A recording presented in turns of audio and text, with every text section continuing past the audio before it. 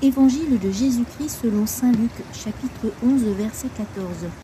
Jésus expulsait un démon qui rendait un homme muet.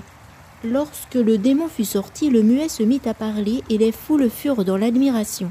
Mais certains d'entre eux dirent : c'est par Belzéboul, le chef des démons, qu'il expulse les démons. D'autres, pour le mettre à l'épreuve, cherchaient à obtenir de lui un signe venant du ciel. Jésus, connaissant leurs pensées, leur dit : tout royaume divisé contre lui-même devient désert.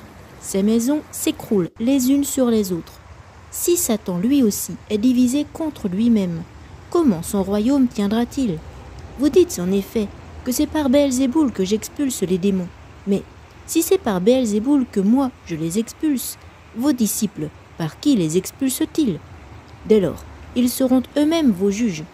En revanche, si c'est par le doigt de Dieu que j'expulse les démons, c'est donc que le règne de Dieu est venu jusqu'à vous.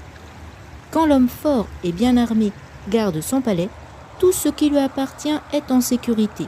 Mais si un plus fort survient et triomphe de lui, il lui enlève son armement auquel il se fiait, et il distribue tout ce dont il l'a dépouillé.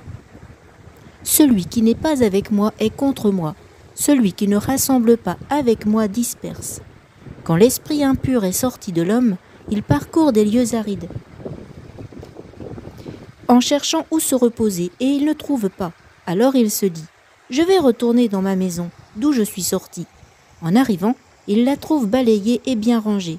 Alors il s'en va, et il prend d'autres esprits encore plus mauvais que lui, au nombre de 7.